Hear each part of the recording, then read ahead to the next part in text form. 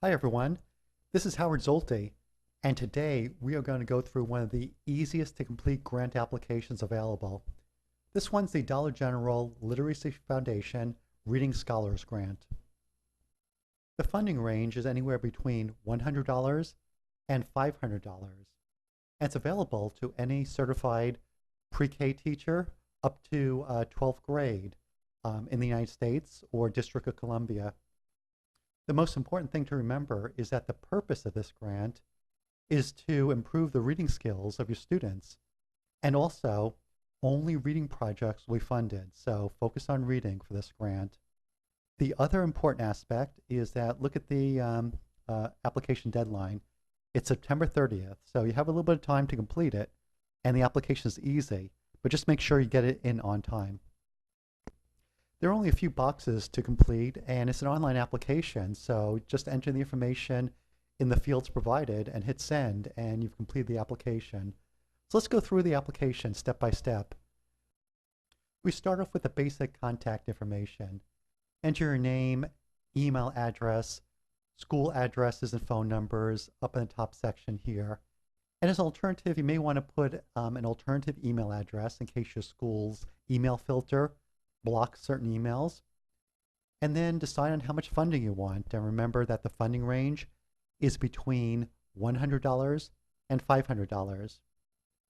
How many students are involved? Is this going to be your classroom project, a grade level project? And then put the subject, and obviously it's going to be something associated with reading. The next step is to put a few of the state standards that this project will be associated with. And you don't need to go into a lot of detail here. Simply list the standard either by the short description that's listed in the state or the Common Core standards, or by the standard number that's associated with that standard. For example, a reading skill that you'll see across most of the standards will be something involving higher level thinking. And that's one of the standards. And you'll also have standards like students working together in groups and reaching consensus, and also proficient listening and speaking skills. And these are all the 21st century skills for college and career readiness that you'll see in most state standards. So you can just list them in this box over here. This line over here is where you get to give your project a descriptive name. And this is your chance to be creative. Projects that have very interesting names tend to get funding a lot more easily than projects that have generic names, such as Reading Project or something like that. In the next two sections, you get to talk about the project. And the key thing for these sections is to think of a project that's creative and new. They're not interested in funding prepackaged lessons or things that have been done many times in the past. This is your chance to do something new and creative. And you can use existing books or existing materials for this, but just do it in a creative way and come up with something that's interesting and focuses on reading. Now, one of the big questions that people ask is, what can you really accomplish with only about $100 to $500 worth of funding? Teachers know that books are expensive.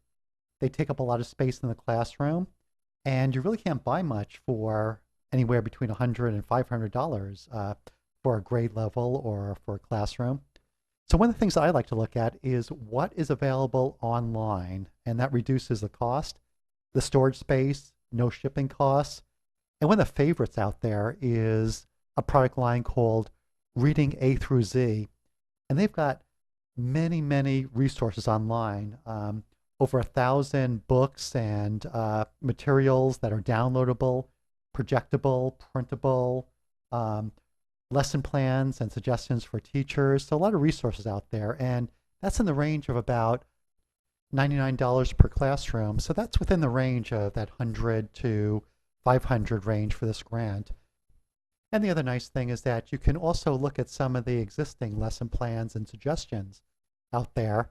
So you don't have to reinvent the wheel for everything. You can build upon what's already out there and come up with something creative on top of some standard practices out there. For example, for our higher level thinking skills, a lot of times we use paired book lessons where we compare and contrast two different versions of the books. And I was just looking at one version of The Three Little Pigs here, the traditional story where the wolf huffs and puffs and blows down the straw hut. And then the other side of the story where they look at the wolf's version of what happened, and the wolf says he had a cold and he was sneezing and he didn't intend to blow down that straw hut from the pigs. But the point is that you can come up with some creative ideas based upon the resources that are out there and build upon what's already out there without having to reinvent everything.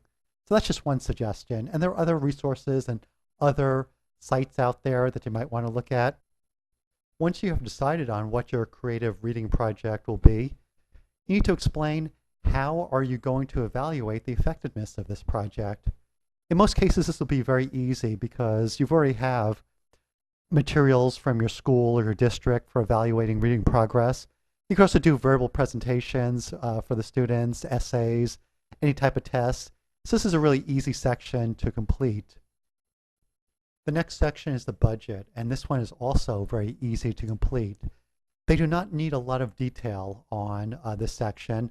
Simply, what are you going to be spending the funds on? How much does it cost? Now, keep in mind that you only have between $100 and $500 of funding for this, so stay within budget. And the other item that a lot of people forget about is if you are purchasing physical products, there are sometimes shipping costs involved that people forget about. So remember to include those. The last section is the easiest part. Simply put your name, your principal's name, print the application, and then submit it. And you will have completed one of the easiest reading grant applications available. Best of luck on this application. Thank you.